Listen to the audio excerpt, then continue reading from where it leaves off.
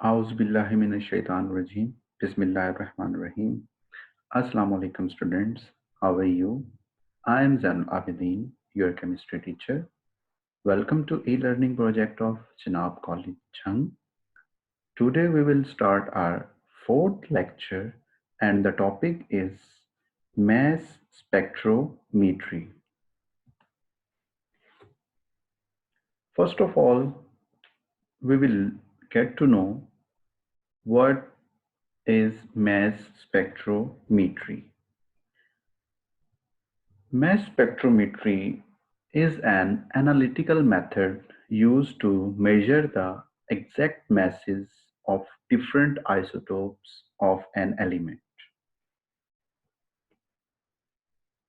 Isotopes के हम masses इसमें measure करते हैं. इसके और भी applications हैं मगर हमारे syllabus में यही एक इसकी एप्लीकेशन शो की गई है कि हमने इसमें आइसोटोप्स के मैसेज मालूम करने हैं. इससे पहले हमने आइसोटोप्स एक टॉपिक पढ़ा था, उसमें different isotope with their natural abundance हमें नजर आते हैं. वो यही अपरेटस होता है जिसके थ्रू हमने वो फाइंड किए होते हैं. ठीक है, अब यहाँ पे इसकी टाइप्स आ जाती हैं. 2 टाइप्स का होता है mass spectrometer. Aston's mass spectrograph and second one is Dempster mass spectrometer. Aston's is old one which can only detect gaseous elements, while Dempster is the modern mass spectrometer. You can use liquid as well as solid elements for the detection of isotopes. अगर हम इसके working की बात करें तो इसके 5 parts होते हैं इस apparatus के. फर्स्ट ऑफ ऑल जो होता है वो है वेपोराइजेशन चैम्बर.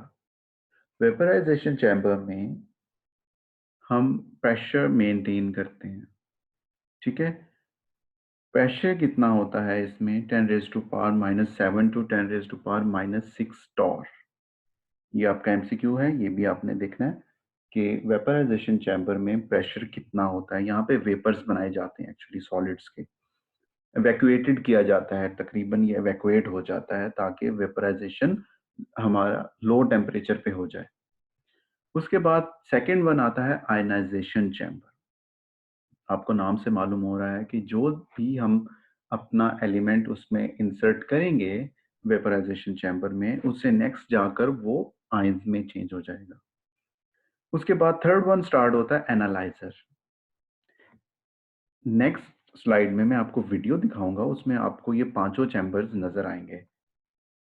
एनालाइजर में एक्सेलरेटिंग प्लेट्स होती हैं, वहां पे आयंस को एक्सेलरेट किया जाता है. एक्सेलरेट का मतलब होता है स्पीड अप करना, उनकी वेलोसिटी को बढ़ाया जाता है.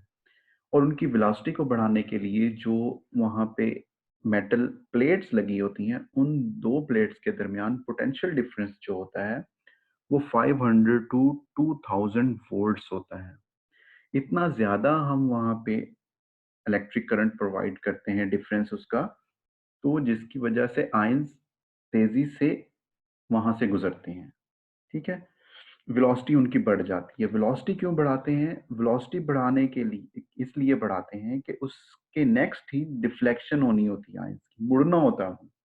ठीक है, तो डिफ्लेक्शन के लिए उनकी वेलोसिटी बढ़ाई जाती है. वो पहले एक बीम के तौर पे आ रहे होते हैं. यहाँ पे ये आपको इक्वेशन नजर आ रही है, mass to charge is equal to a square r by 2e. इस इक्वेशन को समझें.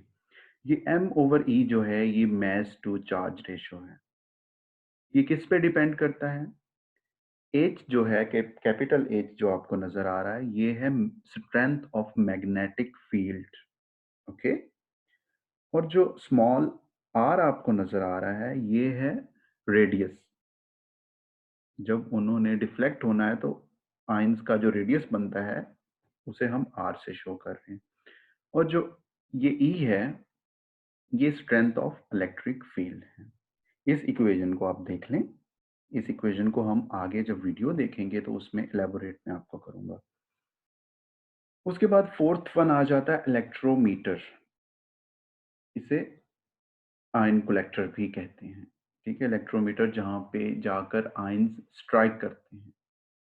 ठीक है, इसे हम आयन कलेक्टर भी कहते हैं। ये आपका एमसीक्यू है। The other name, the second name of the electrometer is ion collector. उसके बाद उसके पोर्शन नेक्स्ट लास्ट पार्ट आ जाता है इसमें मैस स्पेक्ट्रोमीटर का, जिसमें डिटेक्टर है, एम्पलीफायर है एंड रिकॉर्डर है। नेक्स्ट हम देखते हैं वीडियो के थ्रू इसकी वर्किंग देखते हैं। मैं यूट्यूब से वीडियो प्ले करूंगा।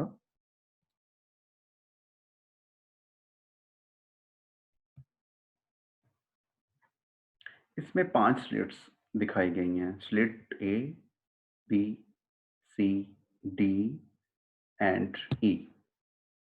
उसके बाद डिटेक्टर आ जाता है, एम्पलीफायर और रिकॉर्डर।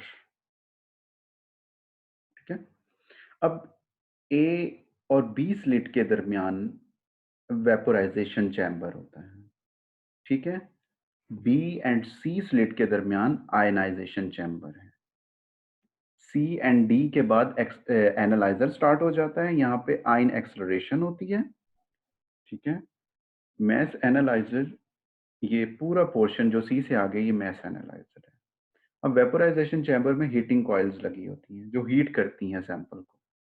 सैंपल हीट होता है यहाँ से, फिर वो बी से आगे, बी और सी के दरमियान चला जाता है जहां पे इलेक्ट्रॉन गन लगी होती है। इलेक्ट्रॉन गन जो होती है वो इलेक्ट्रॉन की बम्बार्डमेंट करती है। वो जब इलेक्ट्रॉन की बम्बार्डमेंट करती है तो वो हमारा जो सैंपल है वो आयंस में कन्वर्ट हो जाता है। सी और डी के दरमियान आयन एक्सेलरेशन है। यहाँ पे 500 टू 2000 वोल्ट्स जो है वो पोटेंशियल डिफरेंस रखा जाता है ताकि हमारे जो आयंस हैं वो स्पीड अप हो जाए। और मैस एनालाइजर के आगे मैग्नेटिक लगा होता है, मैग्नेटिक फील्ड जो प्रोवाइड करता है, जो हमारे आयंस को डिफ्लेक्ट करवाता है। ठीक है, अब यहाँ देखिए ये रेड कलर में आपको सैंपल नजर आ रहा है। सैंपल हमने इंसर्ट कर दिया। सैंपल अब पहुंच चुका है वेपराइजेशन चैम्बर में।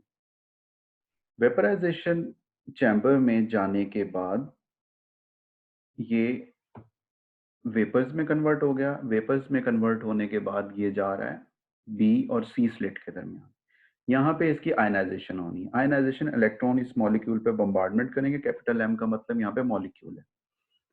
बम्बार्डमेंट होगी तो बम्बार्डमेंट होने की वजह से ये आयंस में कन्वर्ट हो गया। आप देख रहे हैं पॉजिटिव चार्ज इसके ऊपर आ गया। ठीक है, और ये डिफरेंट आयंस इसके बन गए हैं।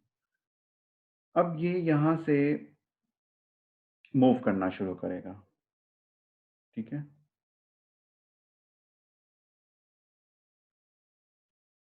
सी और डी स्लिट के दरमियान ये मूव करेगा। आयनाइजेशन आयंस हमारे बनते जा रहे हैं।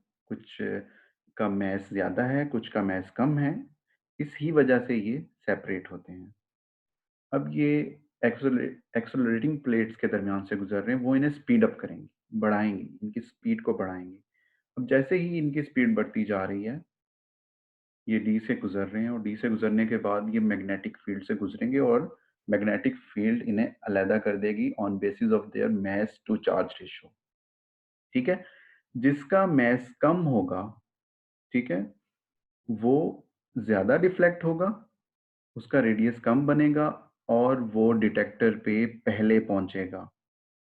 ठीक है, जब वो डिटेक्टर पे पहले पहुंचेगा तो एम्पलीफायर उसे स्पीड अप करेगा और रिकॉर्डर पे हमारे पास एक ग्राफ आ जाएगा जिस पे हम इसे देख सकते हैं कि ग्राफ के अंदर कौन सा आइसोटोप और जिसकी परसेंटेज कितनी है वो भी मैं आपको दिखाता हूँ।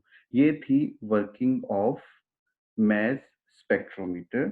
और मैं इसमें थैंक्स बोलना चाहूँगा डॉक्टर ओस्पेंड्रा जो हैं, वो उनका ये वर्क है। यहाँ से मैंने वीडियो जो है वो ली है। फिर हम अपनी स्लाइड्स की तरफ चलते हैं।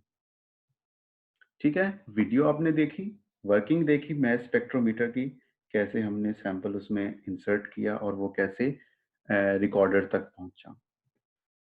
अब रिकॉर्डर पे पहुंचकर हमारे पास ये ग्राफ आया, इसका हमने प्रिंट आउट ले लिया। ठीक है। अब यहाँ पे जो एक्स एक्सिस है, यहाँ मैस नंबर होता है, और जो वाई एक्सिस है, यहाँ पे उस आइसोटोप की रिलेटिव अबंडेंस है। तो ये मैस स्पेक्ट्रम और मैस स्पेक्ट्रोग्राफ भी इसे कहते हैं। ये तीन चीजें हमें बताता है। Number of peaks tells number of isotopes. Peaks count करें, पीक नंबर 20, 21, 22, तीन पीक्स हैं। इसका मतलब है नियॉन का हमने सैंपल इंसर्ट किया, सपोज नियॉन के तीन आइसोटोप्स होते हैं, ये हमें मैस स्पेक्ट्रोमीटर ने बताया। Height of peaks tells relative abundance of isotope. ये जो इसकी हाइट है, ये बता रही है कि कौन सा मास नंबर का जो आइसोटोप है वो ज्यादा एग्जिस्ट करता है, ज्यादा अबंडेंट है। तो 20 जिसका मैस नंबर है नियॉन के आइसोटोप का, उसकी जो रिलेटिव अबंडेंस है वो 90.92% है, सबसे ज्यादा है। ठीक है। उसके बाद 21 मैस नंबर वाला आता है जिसकी परसेंटेज 0.257% है। और उसके बाद 22 मैस नंबर वाला आता है जिसकी रिलेटिव अबंडेंस 8.82% है। ये थोड़ा यहाँ पे मिसप्रिंट हुआ हुआ है, तो ये आप अपनी बुक से देख सकते हैं, वहां पे क्लियर आपको परसेंटेजेस नजर आ जाएंगे। Position off peak gives mass number of isotope. ठीक है। पोजीशन क्या बता रही है? Mass number. जो 19.92% वाली है उसकी पोजीशन 20 है, तो इसका mass number 20 and so on. ठीक है। ये था आपका mass spectrometer and mass spectrometry, आपको लॉन्ग क्वेश्चन के तौर पे आ जाता है। उसके अलावा क्या हम आइसोटोप जस्ट इससे ही मालूम कर सकते हैं, मैस स्पेक्ट्रोमीटर से ही मालूम कर सकते हैं? नो। ये आपको शॉर्ट क्वेश्चन आता है कि और मेथड बताएं कि जिससे आप आइसोटोप्स मालूम कर सकते हैं, आइसोटोप्स एलिमेंट्स के फाइंड कर सकते हैं। तो what are other techniques for the separation of isotopes? Answer यहाँ पे है, गैसियस डिफ्यूजन करते हैं हम, थर्मल डिफ्यूजन के जरिए आइसोटोप्स मालूम कर लेते हैं, डिस्टिलेशन के जरिए मालूम कर लेते हैं, अल्ट्रा सेंट्रीफ्यूज के जरिए भी मालूम कर लेते हैं, electromagnetic separation and laser separation, ये मेथड्स हैं जिसके जरिए हम आइसोटोप्स फाइंड कर सकते हैं। ये था आज का lecture. Stay blessed, stay happy, दुआओं में याद रखिएगा। अल्लाह हाफिज, टेक केयर।